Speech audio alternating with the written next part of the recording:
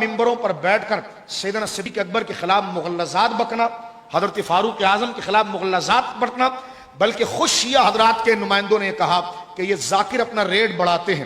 ان کا مجتہد کہہ گیا اسلام آباد سے، یہ خود لوگوں میں بغض پھیلاتے ہیں، تو جب ان کے منہ پر لوگ تھوکتے ہیں تو پھر یہ لے جا کر انتظامیہ کو، پولیس کو، رینجرز کو اپنی ویڈیو بتاتے ہیں منہ میاں مٹھو بن کر کہ جناب دیکھو لوگ ہمیں قتل کرنے کے لیے آئے ہیں، ہمیں گارڈ دو. میں نے کہا جب مرنا حسین کے نام پر ہے تو پھر اتنے پاگل کیوں ہو جاتے ہو؟ پھر یہ اپنا ریٹ بڑھاتے ہیں. خود ان کے مسلم عالم نے یہ بات کی ہے جو نیٹ پر ہے، اور باقاعدہ اس نے علماء کے ساتھ پریس کانفرنس میں کی ہے، اور اس نے یہ کہا ہے پھر یہ ان کے ایک ایک مجلس کے پیسے 13 لاکھ 17 لاکھ یہ جھوٹ بولنے کے لیتے ہیں جو کالے کپڑوں کو پہن کر. لیکن جب یہ جس طرح کہ کل اس ملعون نے یہ بات کی ہے، جب ایسے ملعون صحابہ کے خلاف بات کرتے ہیں تو پھر ان کے ریٹ بڑھ جاتے ہیں، کیونکہ رافضی کہتے اس کو ہیں کہ جو صحابہ کا دشمن ہوتا ہے، اور ناسبی اس کو کہتے ہیں جو اہل بیت کا دشمن ہوتا ہے.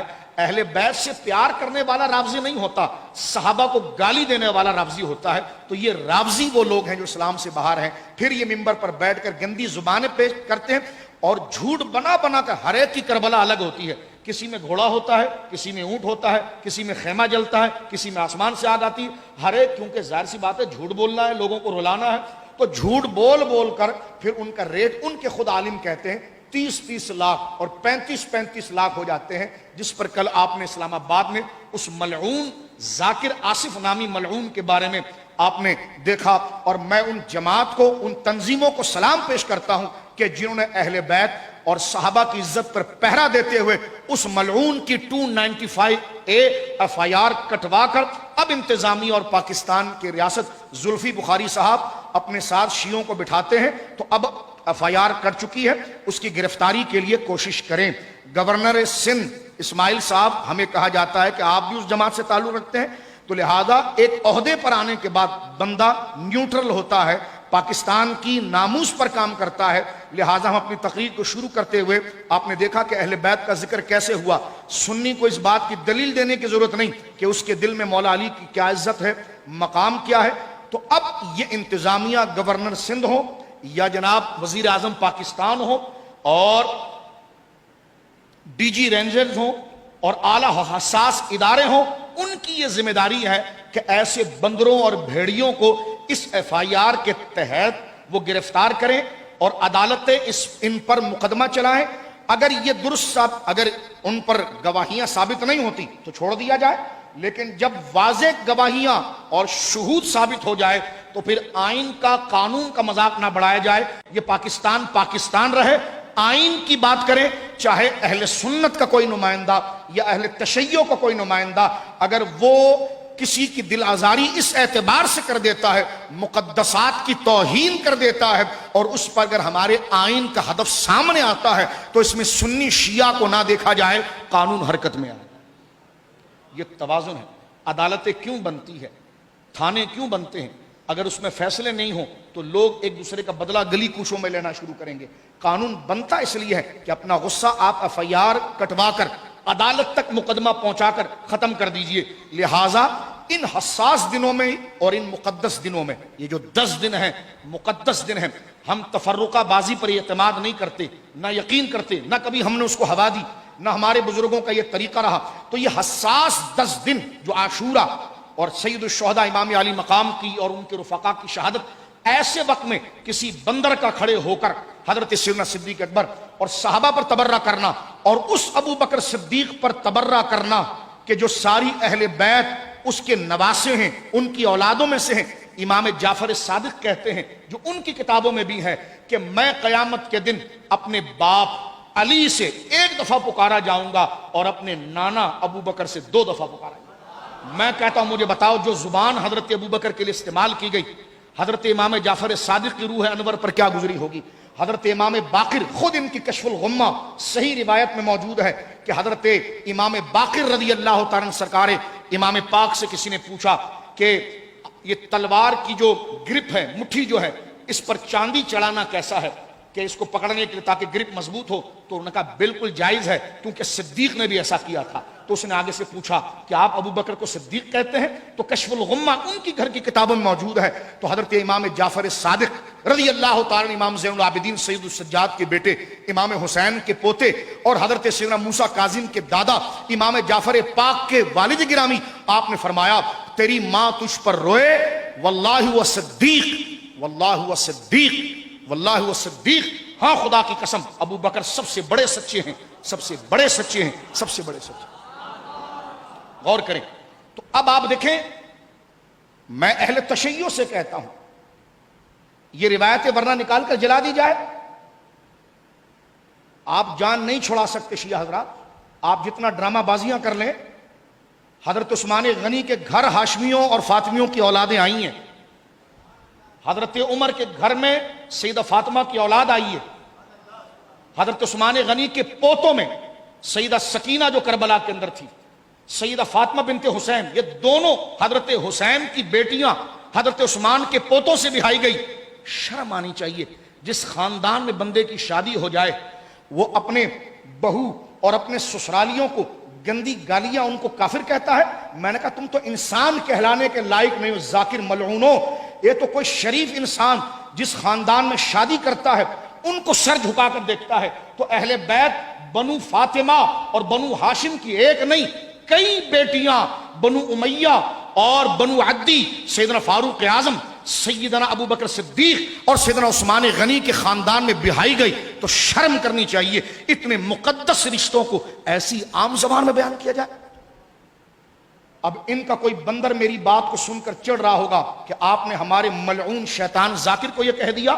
تو میں نے کہا تمہارے ذاکر کے لیے جملے تمہیں برے لگے تو جو امام جعفر صادق کا نانا ہو، جو حضرت سیدنا امام باقر کا سسر ہو، اس کو تم نے منبر پر اتنی گندی بات کی ہے. اگر تم فراڈی ہو تو تمہیں اس سے کوئی اعتبار نہیں. اگر تم واقعی میں عاشق اہل بیت ہو تو تمہاری روح کانپ جانی چاہیے کہ تم سودائی اہل بیت کی تعظیم کا بیچتے ہو. تو اب امام جعفر صادق کے سسر کو جو گالی دے اور حضرت امام جعفر صادق کے نانا کو اور حضرت امام باقر کے سسر کو گالیاں دے، اللہ اکبر. جس کی بیوی نے سیدہ زہرا کی آخری عمر تک خدمت کی اور یہاں تک کہ سیدہ زہرا کے تمام معاملات آخری جن کی بیوی نے نبھایا، اس مخلص شخص جس کو ہاتھ اٹھا کر مولا مرتضیٰ دعائیں دیتے ہو، جس نے علی کی شادی اور فاطمہ کی شادی نے رسول اللہ کی طرف سے رسول اللہ نے پیسے دیے، فرمایا کہ ابو بکر میری بیٹی کا سارا سامان تو خریدے گا، تو چیک کرے گا، جسے تو نے دیکھ لیا میں قبول کر لوں گا. جو سیدہ زہرا اور علی کے نکاح کا گواہ بنا ہو، جس نے علی کو پیسے کی مدد کر کے سیدہ زہرا کے لیے مہر کی تیاری کرائی ہو. اتنے اونچے اور پاکیزہ رشتے جو قرآن کے درجے کے ہیں، تم اپنے ممبروں پر ایسی بکواس کرتے ہو. اگر یہ تمہارا مذہب ہے تو خدا کی قسم تم پر شرن لعنت کرنا واجب ہے. اگر یہ تمہارا مذہب ہے اور اگر یہ مذہب نہیں تو اس ملعون کو اپنے دامن سے نکالو. ایک دفعہ اس نے سیدہ عائشہ پاک کے لیے بکواس کی، میں آگے اس پر بات کروں گا، لیکن ہم صرف خدا کی قسم محتاط ہیں. کراچی کو نہ ہلاتے تو سید کے بیٹے نہیں. لیکن سنیں، یہ محرم الحرام کے مقدسات ہیں. ہم ایک مسجد کے امام نہیں، سب سے پہلے ہم ایک مسلمان ہیں. آج مجھے درجنوں علماء کے فون آئے، ہم نے کہا یہ 10 دن گزرنے دیجیے آپ، اور جو FIR کٹ گئی ہے اس پر ہمارا مطالبہ ہے رات کے 2 بجے اپنی پابندی کی بات کو واپس کر سکتا ہے. تو مجھے بتائیے یہ پاکستان ہے یا ایران اسٹیٹ ہے؟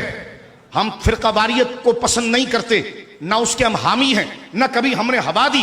جن مقدسات کو گالی دی گئی ہے، تم ڈرامہ کرتے ہو کہ خامنائی صاحب کہتے ہیں مقدسات کے خلاف نہ بولا جائے، اتحاد بین المسلمین ہو. خامنائی صاحب کہاں چلے گئے؟ پاکستان سب کا ہے. ہر بندہ اپنے دائرے میں رہ کر اپنا کام کرے، اور جو مقدسات ہیں نہ کسی کو اہل بیت کی توہین کی اجازت ہے اور نہ کسی کو صحابہ کی توہین کی اجازت ہے.